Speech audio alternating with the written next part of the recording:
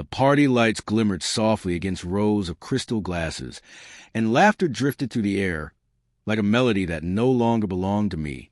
My wife, Vanessa, stood right in the center of it all, her hair flawless, her smile radiant, her confidence magnetic, drawing every eye in the room toward her. She floated from one circle to another, her cheeks tinged pink from the champagne, her laughter ringing above the music. Everyone adored her. Every compliment seemed to feed her pride. Every lingering look made her stand just a little taller. I watched her quietly from across the room, drink in hand, wearing that same calm smile I perfected over years of pretending that everything was okay. But tonight, that smile carried a different meaning. She was surrounded by co-workers, friends, even strangers she just met, basking in their attention as if it were air she couldn't live without. Someone joked, "Vanessa, you're stealing all the spotlight tonight." She flipped her hair and laughed, loud enough for everyone to hear. "Oh, don't worry. I'm everyone's favorite tonight." The room burst into laughter and admiration. Her gaze met mine, expectant, searching for jealousy, maybe a teasing comeback, or perhaps that resigned little smile I used to give her. But this time, I only nodded, took a slow sip of my drink, and looked at her with a clarity she'd never seen before. Because I was done. She walked over, her wine glass tilting playfully, mischief glimmering in her eyes. "You're being awfully quiet," she teased. "Jealous that your wife's the star of the night?" Her friends lingered nearby, waiting to see my reaction. I offered her a composed, practiced smile and shrugged. Why would I be jealous? I said softly.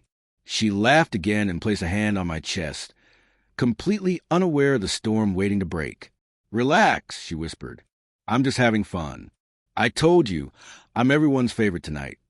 That was when I leaned closer, my voice calm but sharp enough to cut through the noise. That's exactly why the divorce papers are in my car. The silence that followed felt like glass shattering against marble, sudden, sharp, and unforgettable.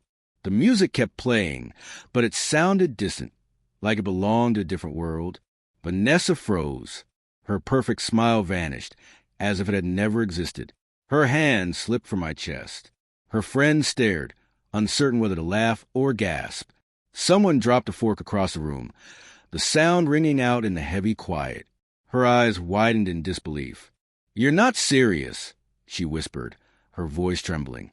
I didn't blink. "Dead serious," I replied evenly. She forced a shaky laugh, tried to regain her footing. "This isn't funny," she said. "You're making a scene." But I didn't raise my voice. I didn't accuse. I didn't rage. I simply said, "I'm done being the faithful husband of the woman who flirts with every man in the room while wearing my last name." A murmur rippled through the crowd. Those who'd been laughing a moment ago now stood silent, watching her with new eyes, as if they just realized what had been there all along. Vanessa's face flushed, not from champagne this time, but from humiliation. She grabbed my arm, her nails biting lightly into my sleeve. "Stop it," she hissed. "We'll talk about this at home." I gently pulled my arm free and shook my head. "No," I said quietly. "We've talked at home. You laughed. You ignored. You lied. So tonight I'll talk and you'll listen." Her expression changed, fear creeping into her eyes. For the first time, she understood she'd pushed the wrong man too far.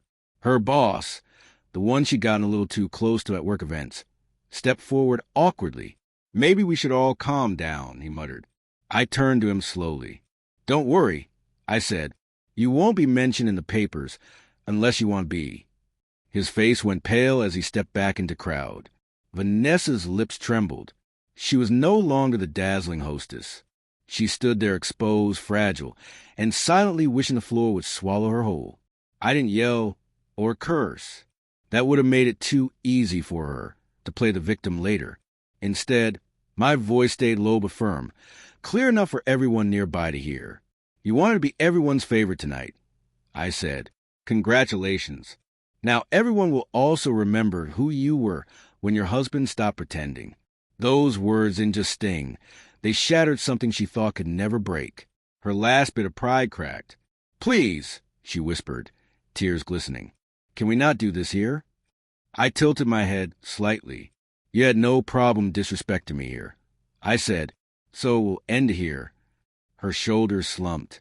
Her chin quivered. The woman who had walked into that room glowing with confidence now stood before me trembling, her mascara threatening to fall. I placed my drink on the table, buttoned my jacket, and looked at her one final time, not with anger, but with closure. The papers are in the dashboard, I said. You can sign them tonight or tomorrow. Either way, I'm done. Then I turned and walked away, not rushing, not dramatic, just steady, like a man who finally remembered his worth. Every step felt like freedom. Behind me, I could hear her soft sobs, her voice calling my name. But I didn't turn around. Guests whispered, some shocked, some pitying, others quietly admiring, but none of that mattered anymore. For the first time in years, I wasn't living in her shadow. I wasn't the quiet, patient husband anymore. I was the man who walked away the moment respect died. And that night, long after the music faded and the lights dimmed, one thing stayed unforgettable. Not her laughter, not the party, but the silence that followed my words. The silence that ended everything.